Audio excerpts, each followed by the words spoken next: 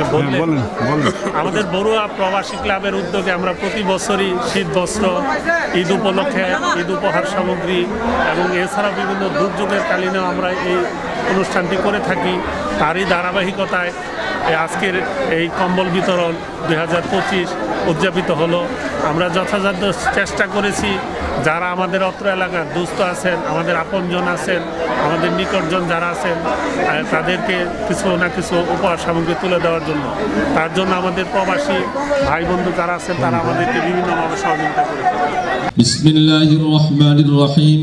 قل أعوذ برب الفلق من شر ما خلق ومن شر غاسق إذا وقب ومن شر النفاثات في العقد জীবনের জন্য যারা এই প্রবাসী ভাইরা যারা আপনাদের সাহায্যের জন্য এগিয়ে এসেছেন তাদের খিলক্ষেত থানার পক্ষ থেকে, ওসি স্যারের পক্ষ থেকে আন্তরিক শুভেচ্ছা অভিনন্দন।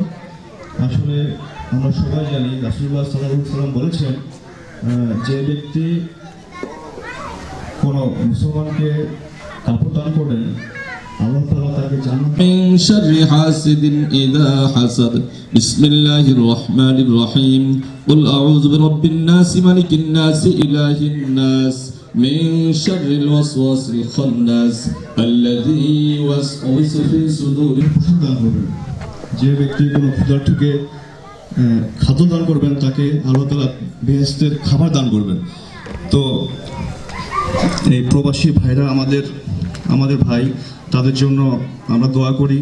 তাদের রেমিটেন্সেই কিন্তু আমাদের উন্নয়নের ভাগ্যের চাকা, দেশের ভাগ্যের চাকা নির্ভর করে। তারা যেন তাদের এই কার্যক্রম অব্যাহত রাখেন। তারা ভবিষ্যতেও আমি আশা করি এই কার্যক্রম অব্যাহত রাখবেন। আর বাংলাদেশ পুলিশের জন্য দোয়া করবেন। আপনি আমাদের জন্য দোয়া করবেন, প্রবাসী সকল সদস্যের জন্য, তারা যেন জানে মানে সুস্থ থাকে এবং সব সময় আমরা একত্রিত হয়ে আপনাদের পাশে থাকতে পারি। আপনারা এই দানকে দান মনে করবেন না, সেটাকে মনে করবেন প্রবাসীদের পক্ষ থেকে আপনাদের ভালোবাসার উপহার। আর কিছু বলতে চাই না এবং আরেকজন কথা না বললে নয়, আমরা শুধু নিজের স্পিকার করে কিন্তু তারা তাদের অর্থ থেকে কিছু অর্থ তারা অসহায় গরিব মিসকিনদের পাশে তারা দাঁড়াইতেছে। আজকে বড়ুয়া প্রবাসী উদ্যোগে শীতার্তদের মাঝে কম্বল বিতরণ অনুষ্ঠানে আগত সকল মহাপরিবার সবার থেকে কৃতজ্ঞতা প্রকাশ করছি। আজকে দুটি কথা না বললেই নয়, এই প্রবাসী উদ্যোগে যে ক্লাব গঠিত হয়েছে দুজনের অবদানের কথা না বললেই নয়।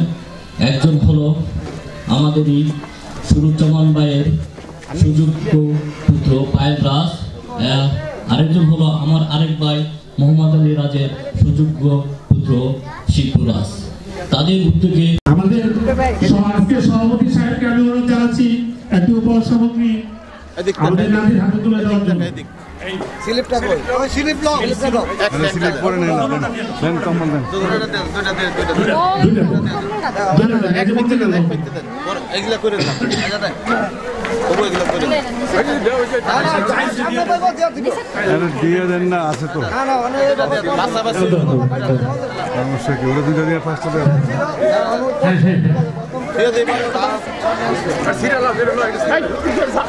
এ বাবু এদিকে তাকাও একটু। বাবু কেমন লাগছে তোমার? বাবু কেমন লাগছে? ভালো লাগে? ভালো কিছু বলো। আমি আমাদের থানা থেকে যিনি আসছেন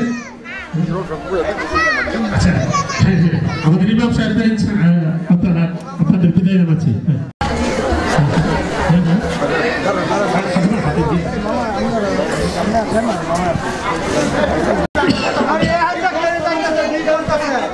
স্লিপ ছিল। আচ্ছা এই যে লাইনে দাঁড়াও। স্লিপ আনছো না?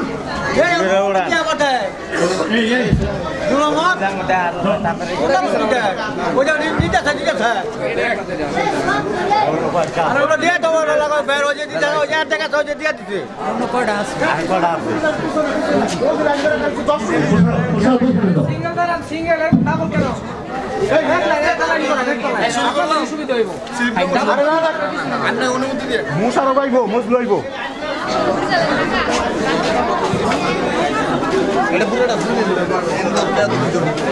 সবাই লাইনে যান, লাইনে যান,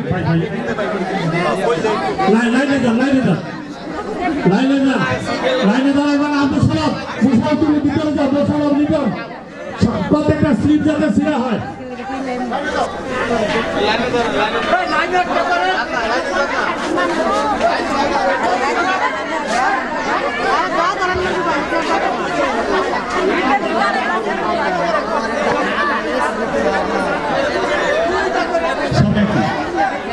সবাই দয়া করে কষ্ট করে একটু লাইনে দাঁড়াবেন, আর আমাদের আইন শৃঙ্খলা বাইরে যারা আছেন একটু সহযোগিতা করবেন।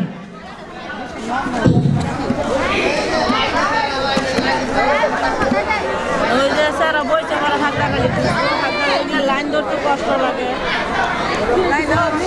মোশাররফ লিডার প্রত্যেকটা স্লিপ যাতে ছিঁড়া হয়।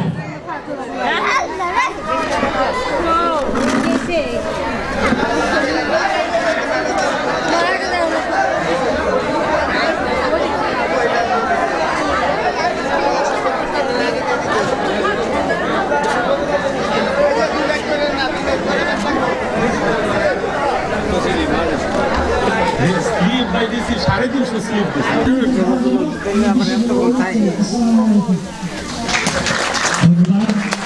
আমি প্রবাসীদের উদ্যোগে প্রতিবারই আমাদের মোশাররফ হোসেন একটা কবিতা উনি সরঞ্চিতভাবে লিখে থাকেন।